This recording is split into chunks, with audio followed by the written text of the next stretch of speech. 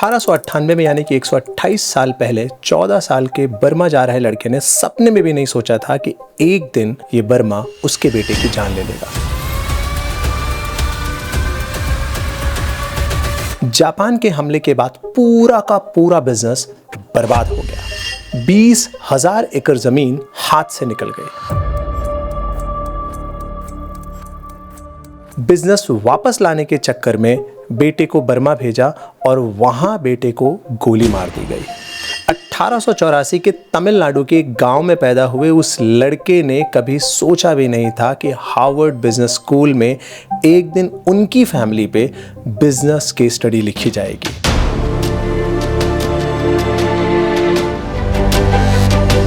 आज ये family India की टॉप फैमिलीज में से एक है। 85,000 करोड़ से ज्यादा इनकी वेल्थ है। लेकिन ये सिर्फ एक नंबर नहीं है, ये नंबर तुम्हारी जिंदगी में भी है। वो हरकुलिस साइकिल जो तुमने बचपन में चलाई थी, 225 साल पुरानी कंपनी EID पेरी, वो पेरी शुगर जो तुम्हारे घर में आता है, वो इसी ग्रुप से है।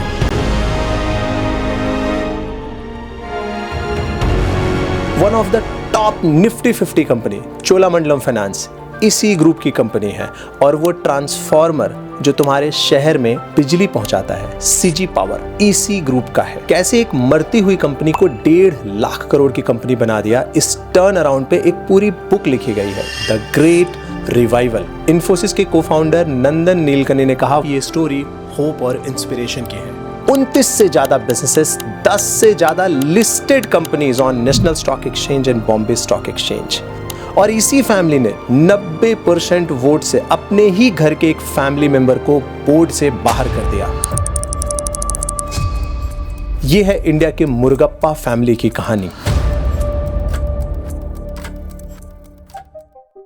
लेकिन मुरुगप्पा फैमिली की शुरुआत 1884 में मुरुगप्पा के पैदा होने से नहीं, बल्कि उसके कई सौ साल पहले 1300 से भी पहले शुरू होती है। नट्टुकुट्टई चेट्टियार कम्युनिटी तमिलनाडु के कोस्ट पे कावेरी पंपट्टिनम में रहती थी, एक थ्राइविंग पोर्ट सिटी। 13वीं सेंचुरी में बहुत हैवी फ्लड आया और पूरी की पूरी सिटी तबाह हो गई। पूरी कम्युनिटी को चेट्टिनाड रीजन में मूव करना पड़ा, लेकिन इन्होंने पूरा सिस्टम फिर से बिल्ड किया। अब ये रेजिलियंस आगे स्टोरी में बहुत काम आने वाला है, क्योंकि ये लोग बार बार जीरो से शुरू करने से डरते नहीं थे।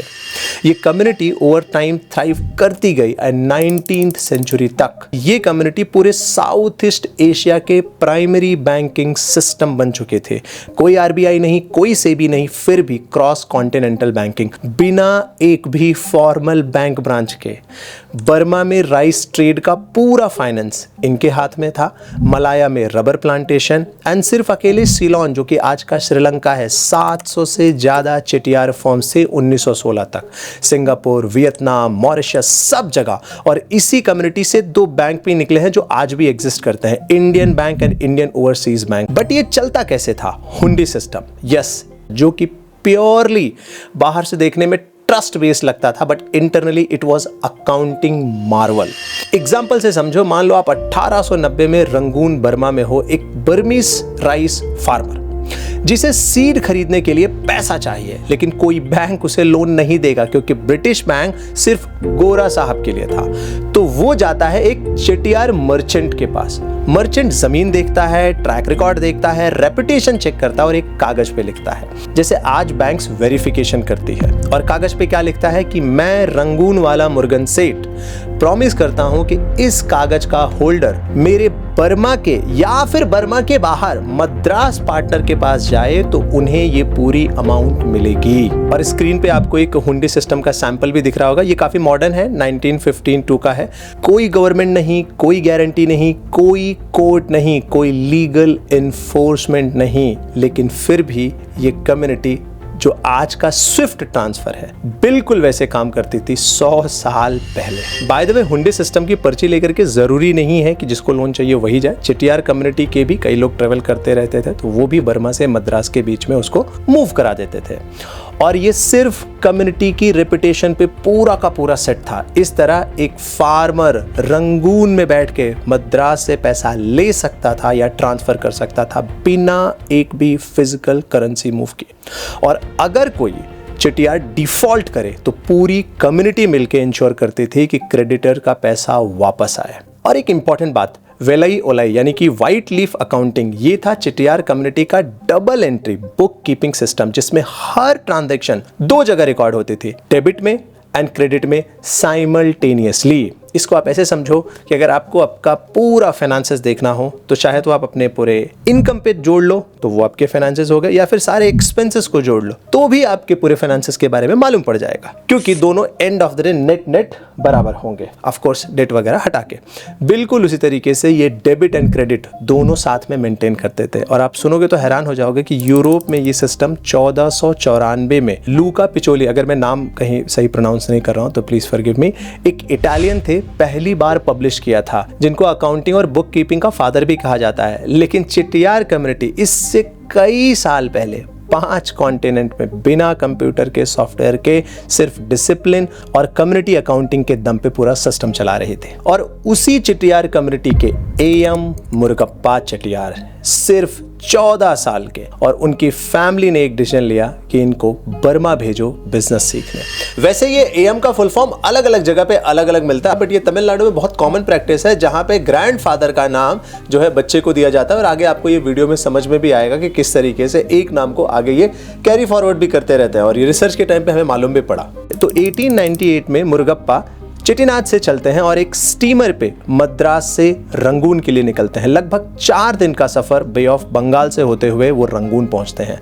14 साल का लड़का, सब कुछ नया, लैंग्वेज नहीं आती, देश नहीं पता, और उनको पता भी नहीं था कि ये शहर अगले 20 साल में उनकी जिंदगी बदलने वाला है। उस वक्त बर्मा साउथ ईस्ट एशिया का वेल्दीएस्ट कंट्री था, दुनिया का नंबर 1 राइस एक्सपोर्टर। 1870 से 1927 के बीच में एक्सपोर्ट की वैल्यू 20 गुना बढ़ गई थी 56 साल में। राइस फील्ड का जो एरिया था वो 60,000 एकड़ से बढ़ के 1 करोड़ एकड़ हो गया था लोअर बर्मा में और रंगून में। 1920 में न्यूयॉर्क सिटी से भी ज्यादा इमिग्रेशन पोर्ट था ये, दुनिया में सबसे बड़ा। आपने वो गाना जरूर सुना होगा 1949 मूवी पतंगा का, मेरे पिया गए रंगून, और ये गाना यूं ही नहीं फेमस था, रंगून तब इंडिया के लिए न्यूयॉर्क था। और चेटियार्स वो इस पूरी इकोनॉमी की रीढ़ की हड्डी, क्योंकि ब्रिटिश बैंक इंडियन फार्मर्स को लोन देने से मना कर देते थे। तो मुरुगप्पा वहां पे गए अपॉर्चुनिटी के लिए, और वहां जाके एक और फैमिली फर्म में बैंकिंग क्लर्क की जॉब ली, सीधा सीखना शुरू किया। वैसे ये फैक्ट बहुत कम लोगों को पता है कि एएम मुरुगप्पा चेटियार अपने अंकल के पास अप्रेंटिस के टूर पे गए थे बर्मा में। रामनाथन चेटियार उनके अंकल, जो पहले से वहां पे स्टैब्लिश थे।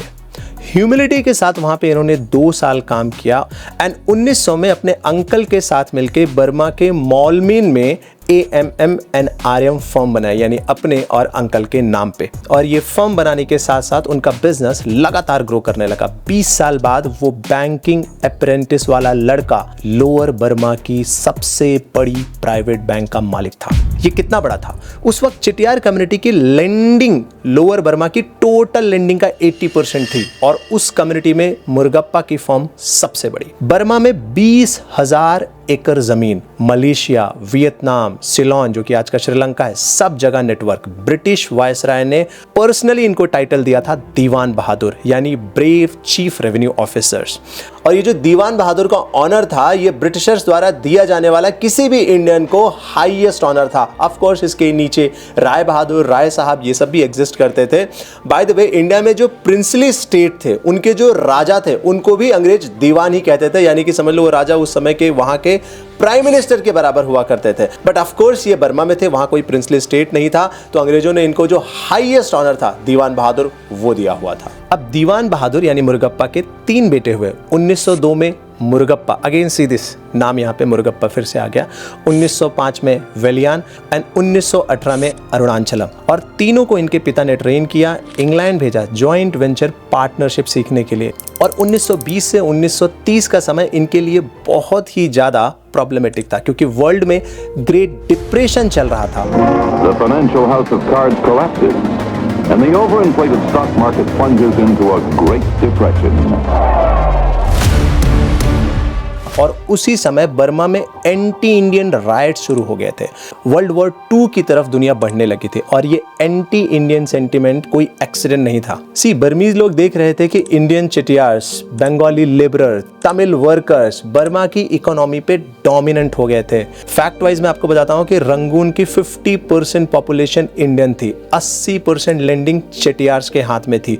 बर्मीज अपने ही देश में आउटसाइडर जैसा फील करने लगे थे। ऑफ कोर्स वहां के पॉलिटिशियन इस सेंटीमेंट को और ज्यादा फ्यूल कर रहे थे और गुस्सा बढ़ता गया।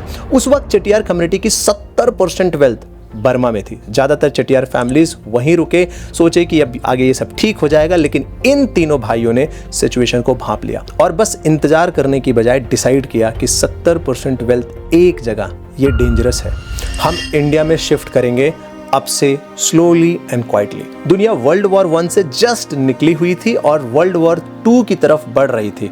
ऐसे में इंडिया, जो डायरेक्टली किसी वर्ल्ड वॉर में इन्वॉल्व नहीं था, उन्हें सेफ लगने लगा।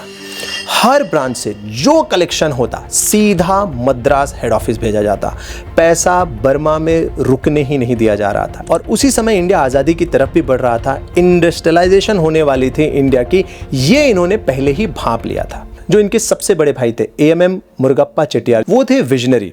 जब बर्मा से सब कुछ निकालना पड़ा, वो पहले थे जिन्होंने कहा कि फाइनेंस से मैन्युफैक्चरिंग में मूव करना होगा। उन्हीं का विजन था ट्यूब इन्वेस्टमेंट साइकिल्स, जिसका हरकुलिस एक प्रोडक्ट है जो कि हम आगे देखेंगे वीडियो में। Carborundum universal limited, EID Parry, ये सारी कंपनियां। और उनकी रेपुटेशन इतनी बड़ी थी कि 1960 में उन्हें बनाया गया प्रेसिडेंट ऑफ FICCI यानी FICCI, federation of Indian chambers of commerce and industry. मतलब पूरे इंडिया का बिजनेस कम्युनिटी उन्हें अपना बिजनेस रिप्रेजेंटेटिव मानता था। लेट 1930s में इंडिया में तीनों भाइयों ने मिलकर मैन्युफैक्चरिंग शुरू कर दी, सिक्योरिटी फर्नीचर प्लांट एंड फिर एब्रेसिव्स प्लांट। आपने एक कटिंग टूल देखा होगा जो ऐसे सर्कल करके घूमता रहता है और पाइप वगैरह कट करता है, वो सब इन्होंने बनाना शुरू किया था। लेकिन ये सब चालू करने के साथ इनका बर्मा में बहुत सारा एसेट बचा हुआ था और वो आगे जाके इनकी फैमिली को बहुत भारी पड़ने वाला था। जो इनके दूसरे भाई थे वेलियान चेटियार, 1905 में पैदा हुए थे, वो थे एक्चुअल रिस्क टेकर। वो ही बर्मा की crucial overseas financials and business देखते थे, यानी उनका फाइनेंस में एक्सपर्टीज था। तो तीनों में से सबसे एडवेंचरस ये थे। बर्मीज लैंग्वेज फ्लुएंटली बोलते थे, किसी चेटियार के लिए ये एक्सेप्शनल था। 1930 में जब दुनिया बस सोच रही थी, वेलियान ने उस टाइम पे US और चाइना का ट्रिप किया हुआ था। किसी चेटियार का ये पहला इंटरनेशनल एक्सप्लोरेशन था, लेकिन बर्मा का बिजनेस स्ट्रगल में था क्योंकि वर्ल्ड वॉर 2 चल रहा था। वर्ल्ड वॉर 2 के टाइम पे ही 7 दिसंबर 1941 को जापान ने पर्ल हार्बर उड़ा दिया।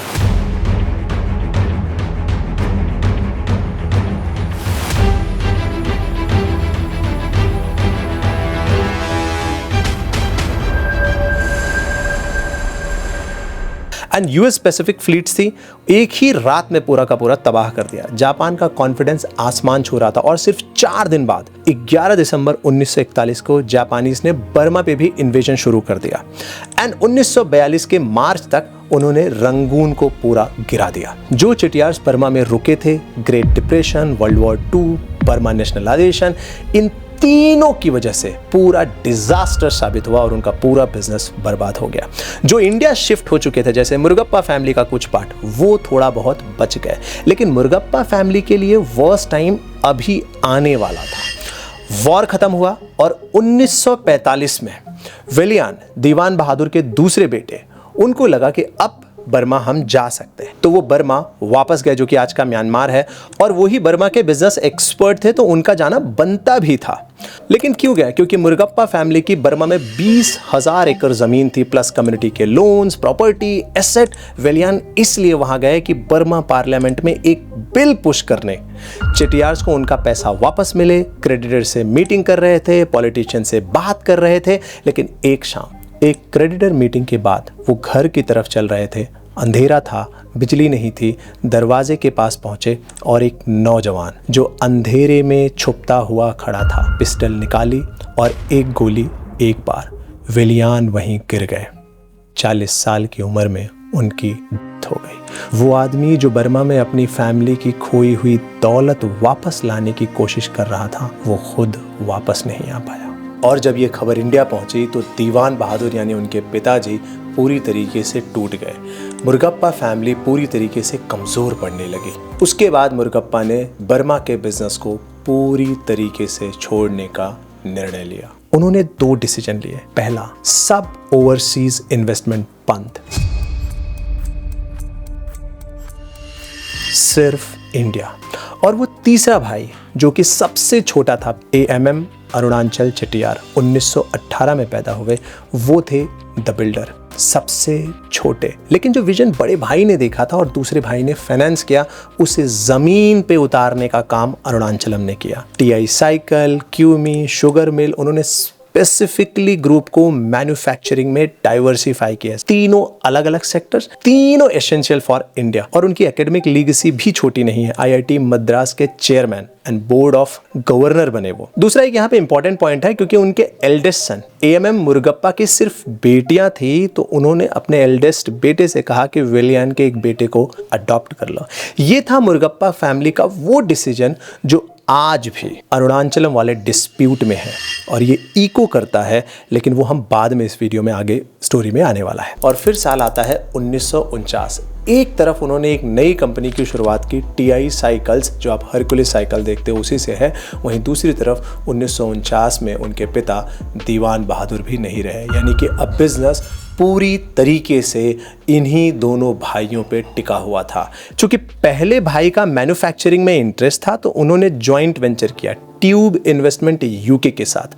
उसमें ब्रिटिश पार्टनर को 43% स्टेक था, बट फैमिली ने मेजॉरिटी कंट्रोल अपने हाथ में रखा था। प्लान था कि उनसे सीखो, फिर उसके बाद खुद चलाओ। पहली हरकुलिस साइकिल 1951 में रोल आउट हुई और एक एंड्यूरिंग बेस्ट सेलिंग बन गई। क्या क्या फर्स्ट था हरकुलिस का? इंडिया की पहली MTB यानी माउंटेन टेराइन बाइक, पहली गियर्ड बाइक, पहली शॉक्स मॉडल, पहली गर्ल्स, पहली किड्स, पहली लाइट रोस्टर्स और पहली कार्बन फ्रेम बाइक, सब TI साइकिल की अचीवमेंट है। स्केल आज भी TI साइकिल के 3 मिलियन से ज्यादा साइकिल्स पर ईयर बनती हैं। 2 प्लांट्स हैं, चेन्नई और राजपुरा से। बिजनेस धीरे धीरे आगे बढ़ता गया और 1954 में कार्बोरेंडम, एब्रेसिव एक बोरिंग सा लगता है कि ये कौन सा बिजनेस है, लेकिन हर फैक्ट्री को ग्राइंडिंग व्हील चाहिए और क्यूमी दुनिया की पहली फुल इंटीग्रेटेड एब्रेसिव कंपनी बन गई। पावर जनरेशन से लेकर के फाइनल प्रोडक्ट तक सब खुद। और 1961 में मुरुगप्पा ग्रुप ने एक और कंपनी बनाई, Coromandel. Coromandel international, originally incorporated as Coromandel fertiliser limited on October 1961। और इसका जो जॉइंट वेंचर था वो international minerals and chemical corporation के साथ में था and Chevron chemical company, both from the United States and in collaboration with EID Parry, जो कि 225 साल पुरानी कंपनी है इंडिया के। अब मैं आपको एक फैक्ट की बात बताता हूँ। जो डॉक्यूमेंटेशन है उसके हिसाब से इनकी नज़र EID पेरी पे, यानी एक ब्रांडेड कंपनी पे, तब से थी। और उसके बाद सब धीरे धीरे चल रहा था, लेकिन 1960 से 1970 के दशक में इंडिया में लाइसेंस राज इतना ज्यादा हावी हो गया कि लोगों को बिजनेस करने में दिक्कत आने लगी। The license Raj was a system where the government had to approve virtually every single economic decision.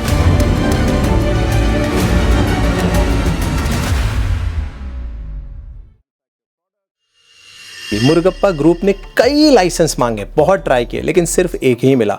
लेकिन वो रुके नहीं और इस ग्रुप ने 3 रास्ते निकाले। पहला, वर्टिकल इंटीग्रेशन, जो है उसे और डीप करो, यानी कि अगर आप ये बॉटल सेल कर रहे हो तो इसका प्रिंटिंग भी, इसका एक्चुअल मोल्डिंग भी, सब कुछ इसमें डीप जाओ अगर और लाइसेंस नहीं मिला। This was their first strategy. Second जो उनकी स्ट्रैटेजी थी, एक्विजिशन। यहाँ एक इंटरेस्टिंग बात है कि मुरुगप्पा फैमिली EID पेरी पे 1958 से नजर रखी थी, जो थोड़ी देर पहले मैंने बताया था, पूरे 23 साल पहले। एंड EID पेरी 1788 में बनी हुई कंपनी है, यानी आज की लगभग 225 साल पुरानी कंपनी। इंडिया की 2nd ओल्डेस्ट कमर्शियल नेम है ये। 1842 में इंडिया का पहला शुगर प्लांट और 1906 में इंडिया में पहला फर्टिलाइजर। लेकिन 1970 तक ये कंपनी डिस्ट्रेस में जा चुकी थी। LIC, UTI, यूनाइटेड एश्योरेंस, ये सबके हाथ में थी, कोई इसका कमिटेड ओनर नहीं था। और ये चीज मुरुगप्पा ग्रुप को समझ में आ गई। तो फैमिली ने देखा कि ब्रांड है, 200 साल की हिस्ट्री है, इंफ्रास्ट्रक्चर है, सिर्फ एक कमिटेड ओनर चाहिए। और उन्होंने 23 साल वेट किया। 1981 जब इंस्टीट्यूशनल सेलर्स रेडी हुए, मुरुगप्पा ग्रुप ने हाथ आगे बढ़ाया और फिर एक फैमिली मेंबर ने कहा कि at the time the deal was made EID Perry was 1.5 time larger than the entire group और इन्होंने अपने से 1.5 गुना बड़ी कंपनी एक्वायर कर ली। आज वो कोरोमंडल इंटरनेशनल है, इंडिया का लार्जेस्ट प्राइवेट फॉस्फेट फर्टिलाइजर। यानी आप सोचो EID Perry भी इनके पास है एंड कोरोमंडल भी है एंड 20 मिलियन यानी कि 2 करोड़ से ज्यादा फार्मर्स को ये सर्व करते हैं फर्टिलाइजर के फॉर्म में। लेकिन इस ग्रुप का सबसे बड़ा धमाका अभी भी होना बाकी था जो इनकी पूरी लीगेसी को ट्रांसफॉर्म कर देता है। तीसरा चीज जो इन्होंने फोकस किया था, लाइसेंस फ्री बिजनेसेस। अब ये होता क्या है कि 1969 में इंदिरा गांधी ने 14 मेजर बैंक्स को नेशनलाइज कर दिया।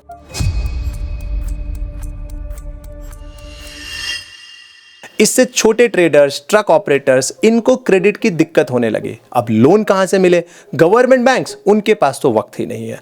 फैमिली ने देखा कि ये गैप है और ये गैप हम भर सकते हैं एंड देन इन्होंने फिर से फाइनेंस में उतरने का निर्णय लिया जो कि इनका कई 100 साल पुराना फैमिली बिजनेस है। 1978 में माउंट रोड चेन्नई में एक छोटा सा ऑफिस, एक छोटी सी टीम और Cholamandalam investment and finance company. और जो लोग बैंक के डोर से वापस चले जाते थे उनके लिए चोलामंडलम था। आज चोलामंडलम का जो एसेट अंडर मैनेजमेंट है 2 लाख करोड़ का है और आज ये इस ग्रुप का सबसे सक्सेसफुल बिजनेस है। एक 1978 का गैप और आज की 1.5 लाख करोड़ की कंपनी। लेकिन अभी इनका बैड फेस आना बाकी था। 1990 में इंडिया लिबरलाइज हो रहा था। मुरगप्पा ग्रुप के पास 7 कंपनी, 7 फैमिली मेंबर्स, हर एक अपना किंग, कोई सेंट्रल कोऑर्डिनेशन नहीं, ग्रोथ भी ओके टाइप हो रही थी।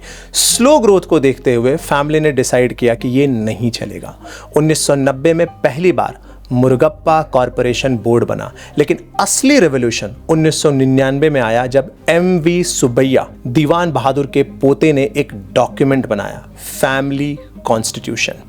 फैमिली का रोल विजन और ओनरशिप होगा, बिजनेस का रोल ऑपरेशन और एग्जीक्यूशन होगा, परमानेंटली सेपरेट। सितंबर 1999 में पहली बार एवर 7 कंपनीज में 7 प्रोफेशनल्स नॉन फैमिली CEOs थे। यानी इन्होंने डिसाइड किया कि अब फैमिली मेंबर की बजाय प्रोफेशनल CEOs लाएंगे और 5 फैमिली मेंबर्स जो कंपनीज चला रहे थे वो एक शेयर्ड ऑफिस सूट में आ गए, बोर्ड डायरेक्टर बनके, ऑपरेशन से दूर। 2001 में MV सुब्बैया ने खुद स्टेप डाउन किया और चेयरमैन की कुर्सी पे कौन बैठा? इन्फोसिस के cofounder NS Raghavan. Non family, completely professional, outsider. 125 साल पुरानी फैमिली सब कुछ खुद बनाया और फिर खुद से हट गए, प्रोफेशनल्स के हाथ में दिया क्योंकि उन्हें नए लेवल पे स्केल करना था। क्योंकि उन्हें यह समझ में आ गया था कि सिर्फ ओन नहीं करना है, लगातार ग्रोथ भी करना है। और ये गवर्नेंस की स्टोरी इतनी पावरफुल थी कि हार्वर्ड बिजनेस स्कूल ने इसको एक केस स्टडी बनाया। केलॉग स्कूल के professor John L. Ward and one more person 28 page का केस स्टडी लिखी। दुनिया के टॉप MBA स्टूडेंट्स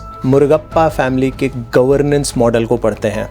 लेकिन सब कुछ इतना भी परफेक्ट नहीं था, अभी प्रॉब्लम आनी बाकी थी। अभी तक जितनी भी इस फैमिली में प्रॉब्लम आई थी वो सब एक्सटर्नल सर्कमस्टांसेस थी, चाहे वो वर्ल्ड वॉर रहा हो, चाहे वो बर्मा का एंटी नेशनल मूवमेंट रहा हो। ये सब कुछ फैमिली ने डाइवर्सिफाई करके डिजास्टर से अपने आप को बचा लिया।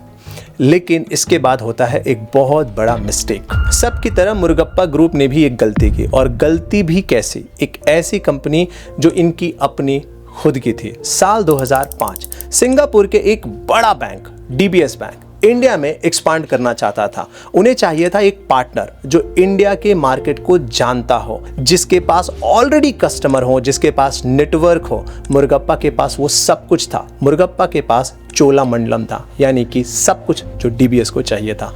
1978 से चल रही vehicle financing, equipment loan, strong brand DBS ने ऑफर किया कि हम साथ मिलकर कंज्यूमर लेंडिंग करेंगे एंड पर्सनल लोन बांटेंगे, बिग मार्केट, बिग अपॉर्चुनिटी। और DBS ने 228 करोड़ में कंपनी का 37% स्टेक एक्वायर कर लिया।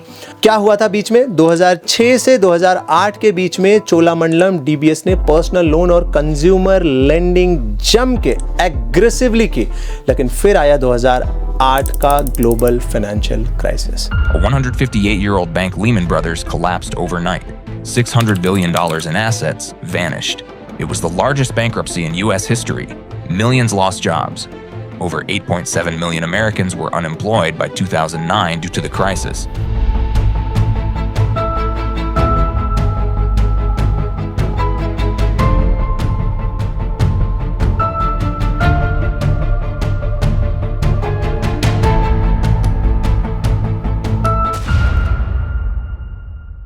पर्सनल लोन पोर्टफोलियो में एनपीए तेजी से बढ़ने लगे, मतलब लोग लोन नहीं चुका पा रहे थे। 323 करोड़ राइट ऑफ करने पड़े। लोन, एम्बैरेसमेंट और सबसे बड़ा ट्रस्ट की प्रॉब्लम। डीबीएस को इंडिया में अपनी अलग स्ट्रैटेजी बनानी थी, कॉर्पोरेट क्लाइंट पे फोकस करना था और ये जॉइंट वेंचर उनके प्लान में फिट नहीं हो रहा था। तो उन्होंने क्या किया कि हम निकलना चाहते हैं। मुरुगप्पा ग्रुप ने डीबीएस के 37% स्टेक को 91 रुपीस के शेयर प्राइस पे यानी लगभग 128 करोड़ में खरीद लिए और इस तरीके से ये जॉइंट वेंचर पूरी तरीके से डिजास्टर साबित हुआ। डीबीएस बैंक बाहर हुआ और फिर से चोलामंडलम का जो नाम चेंज हुआ था, चोलामंडलम डीबीएस फाइनेंस, वो फिर से रिवर्स हो गया, Cholamandalam investment and finance company. DBS का नाम कंपनी से हटा दिया और फिर मुरुगप्पा ग्रुप ने वही किया जिसमें वो एक्सपर्ट है। फिर से गए बेसिक्स पे, vehicle financing, asset back loan, secured lending, छोटे एंटरप्रेन्योर्स तक ऑपरेटर्स, फार्मर और उस एक पिवट के बाद आज चोलामंडलम का जो एयूएम है वो लगभग 2 लाख करोड़ का है और डीबीएस वाली गलती उनकी सबसे बड़ी लेसन बन गई। लेकिन जब फैमिली में और बिजनेस में एक बार प्रॉब्लम आना शुरू होती है ना, तो वो एक बार में नहीं रुकते, उसके कई सारे रिपल इफेक्ट आते हैं। 2011 कोरोमंडलम इंटरनेशनल, मुरुगप्पा ग्रुप की एग्रीकल्चर कंपनी ने डिसाइड किया कि सबेरो ऑर्गेनिक गुजरात को एक्वायर करेंगे। नॉर्मल बिजनेस एक्विजिशन था, लेकिन बाजार में कुछ अजीब ही हो रहा था। सबेरो का शेयर प्राइस पब्लिक अनाउंसमेंट से पहले ही 58 रुपए से बढ़कर के 127 तक पहुंच गया, डबल से भी ज्यादा। मतलब किसी को पहले से ही पता लग गया था और उन लोगों ने शेयर्स पहले ही खरीद लिए, अनाउंसमेंट होने से पहले और अनाउंसमेंट होने के बाद बेच के करोड़ों कमाए। अब सेबी की इस पे नजर गई और सेबी ने इन्वेस्टिगेशन शुरू किया। 4 साल की जांच और 2015 में सेबी ने एक 8 पेज का ऑर्डर निकाला और उसमें नाम था A Vellayan, chairman of Murugappa group. SEBI का एलिगेशन एकदम क्लीन एंड क्लियर था कि कोरोमंडल के चेयरमैन के तौर पे विलियन के पास यूपीएसआई था, यानी कि अनपब्लिश्ड प्राइस सेंसिटिव इंफॉर्मेशन। मतलब एक्विजिशन की खबर पब्लिक अनाउंसमेंट से पहले और ये इंफॉर्मेशन उनके कनेक्टेड रिलेटिव तक पहुंच गई थी। वो रिलेटिव गोपाल कृष्णन, कृपैया, मुरुगप्पा, इन्होंने सबेरो के शेयर्स खरीदे अनाउंसमेंट के पहले ही और बेचे अप्रॉक्सीमेटली 2.25 करोड़ के गेन के साथ। और ये खबर पूरी बिजनेस दुनिया में आग की तरफ फैल गई। मुरुगप्पा ग्रुप जो अपनी इंटीग्रिटी के लिए जाना जाता है, जो डिकेड से ट्रस्टवर्दी का सिनोनिम्स रहा है, जिसका governance model Harvard business School में पढ़ाया जाता है, उसके चेयरमैन पे सेबी का इनसाइडर ट्रेडिंग का नोटिस। एंड विलियन ने क्या किया? ग्रुप ने ऑफिशियली कहा कि in keeping with family value and tradition, Vellayan has stepped aside as a chairman till this matter is resolved and he will contest the SEBI order। Basically वो मानने को तैयार नहीं थे। कोई प्रेस कॉन्फ्रेंस नहीं, कोई मीडिया बैटल नहीं, कोई डिफेंसिव इंटरव्यू नहीं, quietly stepped aside. Case legally contest किया। फरवरी 2018 में 3 साल बाद ए विलियन ने फॉर्मली स्टेप डाउन कर दिया चेयरमैन ऑफ मुरुगप्पा ग्रुप से। उनके कजिन एमएम मुरुगप्पा ने चेयर लिया। केस चलता रहा और नवंबर 2025 में के विलियन की 72 साल की उम्र में। लेकिन जब ये पूरा सेबी का नोटिस का पूरा खेल चल रहा था, इनसाइडर ट्रेडिंग का पूरा खेल चल रहा था, उसी के बीच में फैमिली एलिगेशन अभी आना बाकी था, जो कि इस 125 साल पुरानी फैमिली की सबसे बड़ी कंट्रोवर्सी बन गई। 2017 में ही एक सीनियर फैमिली मेंबर का निधन हुआ, एमवी मुरुगप्पन। उनके पास 2 बेटियां थी, कोई बेटा नहीं। बड़ी बेटी वल्ली अरुणाचलम। अब देखो यहाँ पे फिर से अरुणाचलम नाम यहाँ पे आया होगा, जो कि इनके ग्रेट ग्रैंडफादर का नाम था। Bye the way, Valli Arunachalam US based nuclear scientist, doctorate, 24 साल का वर्क एक्सपीरियंस। उन्होंने मांग की कि जो फैमिली की सारी होल्डिंग की कंपनी है अंबदी इन्वेस्टमेंट, उसमें मुझे बोर्ड मेंबर की सीट चाहिए। सितंबर 2020 के एजीएम में वोटिंग हुई और 91% वोट पूरी फैमिली बोर्ड ने एक भी फीमेल मेंबर को बोर्ड में नहीं लाने दिया और वल्ली ने ये क्लियरली एलिगेशन लगाया कि भाई ये क्लियर कट जेंडर बायसनेस है मुर्गप्पा ग्रुप में। और फिर उन्होंने 1945 वाले केस को भी हाईलाइट कराया। यू रिमेंबर जो मैंने शुरू में बताया था कि 1945 में जब AMM वेलियान साहब शॉट हो गए थे, उनको गोली लग गई थी, तो जो उनके एल्डेस्ट भाई थे उनकी सिर्फ बेटियां थी, तब उन्होंने उस टाइम पे सन अडॉप्ट किया था ताकि बिजनेस को आगे बढ़ाया जाए। और 75 साल बाद भी यही पैटर्न रिपीट हो रहा है। आप मुर्गप्पा ग्रुप की वेबसाइट पे भी जाकर के देखेंगे तो आपको पूरा का पूरा दिखाई देगा कि कोई भी वहां फीमेल मेंबर है ही नहीं। और ये केस NCLT तक गया 2017 से 2023 तक, 6 साल का पूरा पब्लिक डिस्प्यूट। और 2023 में इसका सेटलमेंट हुआ। हार्वर्ड बिजनेस स्कूल की केस स्टडी में भी ये नोट हुआ है। By the way, written family constitution होने के बावजूद भी उससे रिस्क रिड्यूस होता है, लेकिन सक्सेशन रिस्क एलिमिनेट नहीं होता है। और 125 साल रिटन कॉन्स्टिट्यूशन, फैमिली काउंसिल, फिर भी 6 साल का डिस्प्यूट। ये डिस्प्यूट्स लोगों की कई सालों की मेहनत को डिस्ट्रॉय कर देते हैं। और यही मुर्गप्पा ग्रुप के साथ भी हो रहा था। और इन्हीं प्रॉब्लम्स के बीच में, जब इन सारी प्रॉब्लम से मुर्गप्पा गुजर रहा था, कभी DVS के साथ किया हुआ जॉइंट वेंचर नहीं चलना, 2011 में सेबी ने नोटिस भेजना, 2017 में वल्ली अरुणाचलम का फैमिली के ऊपर एलिगेशन लगाना, इन्हीं प्रॉब्लम्स के बीच में मुर्गप्पा ग्रुप ने सबसे बड़ी डील की जो कि उस पूरे ग्रुप की डायनेमिक्स को बदल गई। और इस स्टोरी को the great revival, CG powers come back from bankruptcy to 10 billion company, author Natarajan Srinivas ने कैद किया, जो कि CG पावर के MD एंड CEO रह चुके हैं टर्न अराउंड के वक्त। नंदन नीलकनी ने कहा कि one of the most successful turn around story ever in the corporate India. See, CG Power and Industrial Solution 1878 में 80 साल की इंजीनियरिंग आइकन कंपनी है। Transformer, switch gears, railway equipment, ये सब कुछ ये कंपनी करती थी। 2019 में 3000 करोड़ का इसमें पैसा डाइवर्ट हुआ एक जगह से दूसरी जगह। और ये हुआ उस समय के जो चेयरमैन है गौतम थापर के थ्रू। बोर्ड ने उनको हटा दिया, सेबी ने बैन लगा दिया। और ये सब जब कुछ हो रहा था, कंपनी के शेयर्स लगातार नीचे आ रहे थे। कहां 55 रुपए का शेयर, और वो घट करके 31 रुपए तक आ गया। 14 बैंक्स में इनका पैसा फंसा हुआ था। शेयर प्राइस 5 रुपए तक पहुंच गया। बैंकरप्सी की तरफ ये कंपनी बढ़ गई थी। लेकिन एक ट्विस्ट, मुर्गप्पा को CG पावर की प्रॉब्लम कैसे पता चला? उनकी खुद की एक सब्सिडरी है शांति गियर्स, CG पावर इसका कस्टमर है। और 2019 में CG पावर ने शांति गियर्स को पेमेंट में डिफॉल्ट भी कर दिया। पहली बार मुर्गप्पा ने CG पावर को नोटिस किया, क्योंकि ऑफ कोर्स पेमेंट डिफॉल्ट हो गई थी। लेकिन वैलियान सुबैया जो ट्यूब इन्वेस्टमेंट के MD हैं, उन्होंने इसको गहराई से देखा और नोटिस किया कि CG पावर के जो डीलर्स हैं, कंपनी में फ्रॉड हो रहा है, मैनेजमेंट गॉन है, बैलेंस शीट नेगेटिव है, फिर भी CG पावर के जो डीलर्स हैं अपनी जेब से कैश एडवांस दिए सप्लायर को ताकि फैक्ट्री चलती रहे। डीलर्स के लिए कोई ये गारंटी नहीं थी, कोई ऑर्डर नहीं था, फिर भी डीलर्स ने अपना पैसा लगाया।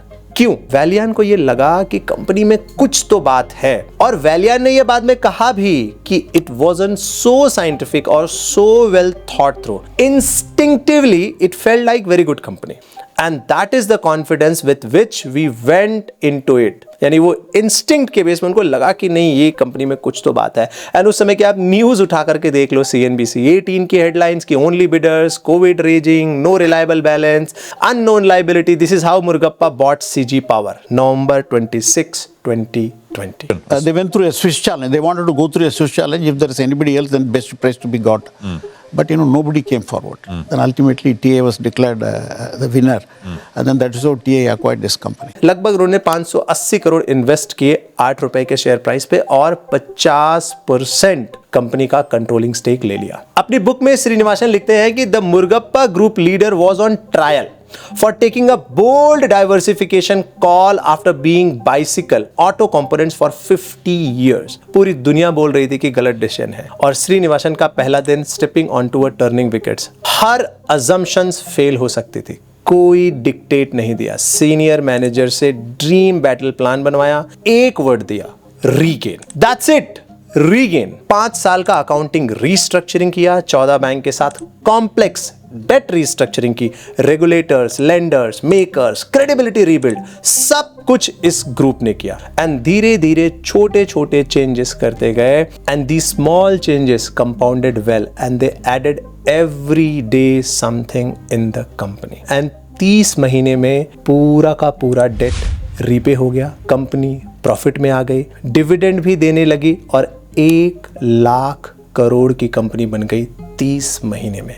India's fastest corporate turn around in recent history. आज इस कंपनी का शेयर प्राइस 900 रुपए के ऊपर है और ये कंपनी 1.5 लाख करोड़ के ऊपर है। सिर्फ 5 सालों में कंपनी का शेयर प्राइस 5 रुपए से 900 रुपए टच हो गया। द ग्रेट रिवाइवल, 50 गुना return. And the learning is कि governance represents the most powerful growth engine in new India. और इस तरीके से जो चेटियार कम्युनिटी का रेजिलियंस है, चाहे वो 1300 में फ्लड आना हो, चाहे वो 1940 के आसपास वर्ल्ड वॉर हो, चाहे ये सीजी पावर को जीरो से उठा करके खड़ा करना हो, चाहे EID पेरी जो कि ऑलमोस्ट एकदम डेड कंपनी के करीब करीब पहुंच रही थी, उसको फिर से उठा करके खड़ा करना हो, ये पावर है मुर्गप्पा ग्रुप की।